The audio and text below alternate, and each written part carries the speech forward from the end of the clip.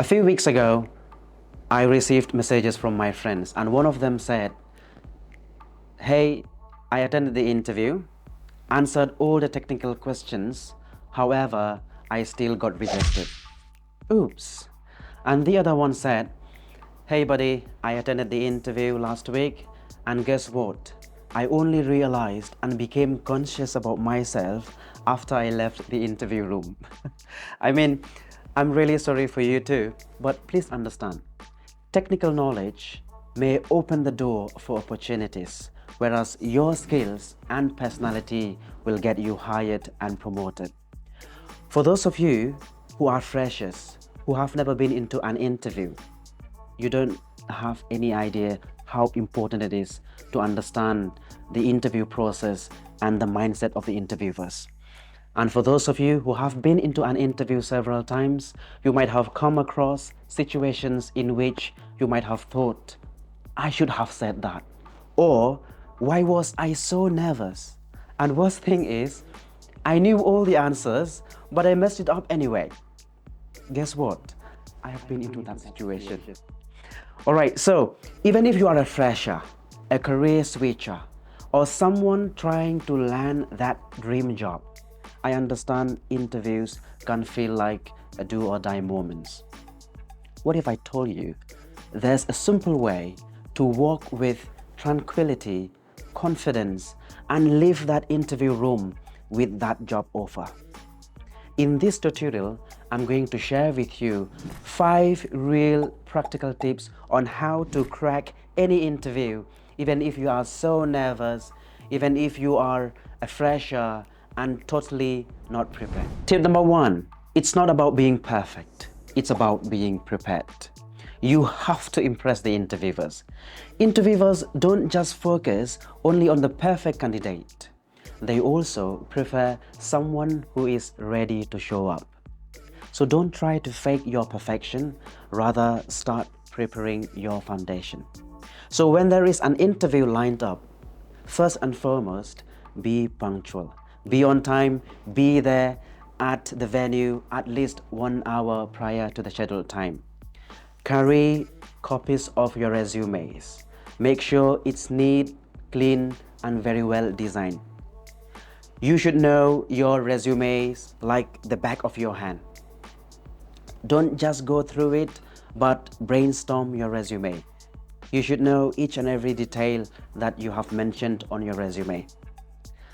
Have a clear answer to the "tell me about yourself" questions, because that's your personal brand in 60 seconds. Do a research about the company, not just the About Us page, but know what they are, know who they are, and more importantly, how can you perfectly fit into that position. I remember I was once interviewed, and one of the interviewers asked me, "So tell us, what do you know about our company?" Or, "What do you think is our latest campaign?" I was like, what? My mind went blank. I did not know anything. I literally regretted that moment. And that silence cost me the offer. A 10-minute scroll on the social media could have saved me the whole opportunity. Don't commit this mistake anymore like I did. Tip number 2, enthusiasm and confidence. Dull candidates create dull impression. Here's something that no one tells you during the interview. Interviewers remember how you made them feel more than what you exactly said during the interview. So, no matter what happens, remember and make sure that your energy level should be really, really high. Greet the interviewers right from the moment you enter the interview room. Smile at them, maintain eye contact, speak with clarity, sit straight, and do not fidget. You don't need 5 years of experience, you just need to show that you are very curious, you are trainable, and you are very committed. Your job is done. I've seen candidates with top-tier resumes fail just because they look bored and unbothered.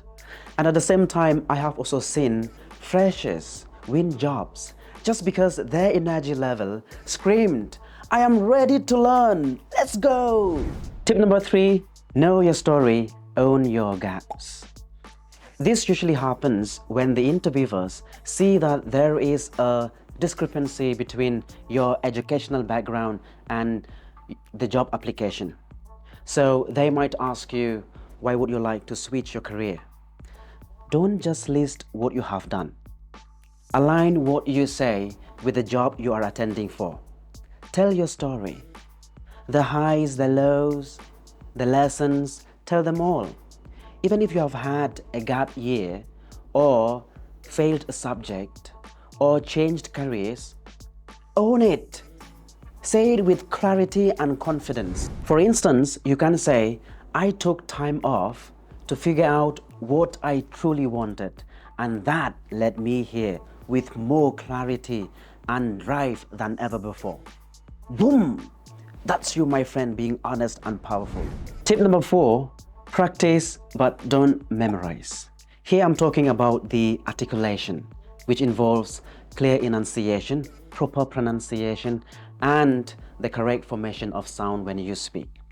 Yes, you have to practice common questions. You have to rehearse your intro several times. But in the process of doing this, you should not sound like a robot. There should be a natural sound when you speak.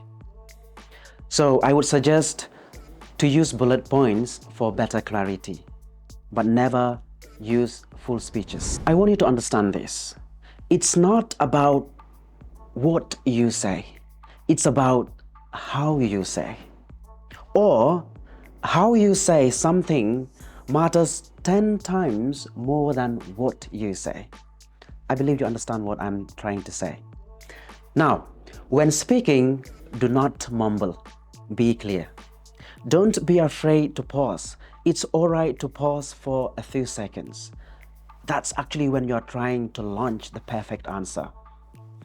Don't speak so fast so that everyone can understand what you are trying to say. Have or maintain a medium rate of speech. Don't use too much fillers, such as like, don't do that. Don't say, I don't know all the time, because when you do that, at the end, the interviewers will think that you don't know anything at all. So instead, you can say, I'm really sorry. I am not really familiar with the answer at the moment. I promise I will get back to it after the interview. So when you say that, you are creating and leaving an impression on the interviewers. Do you think that's enough? No, there's one more tip, and the last tip. That is, ask smart questions at the end. So usually the interviewers will ask a question to the interviewers. They will say, do you have any questions for us? I have seen many candidates when they came for the interview, when we asked them this question, do you have any questions for us? They said, no sir, no more questions. If you do that, you are making a big mistake. Don't do that, all right? So you have to prepare a few questions, because that's the moment when you show your curiosity and your commitment. So you can ask things like, what are the key responsibilities of this position? Or you can also ask, what are the biggest challenges the team is facing currently? Or you can also ask, what are the opportunities for professional development and professional growth within this company? So when you ask these types of questions, you actually leave an impression for the interviewers, and there's a high chance for you to get hired. If you find this video helpful, don't forget to like, subscribe, and share with your friends and relatives, especially for those who are really in need of it. What's the biggest fear that you find in the interviews? What stops you from getting your dream job? Tell us in the comment section below. My name is Shan Sir, trainer for the Employability Certification Program at SLBS Marklance, South India's best job-oriented training institute. Thank you. I'll see you in the next video.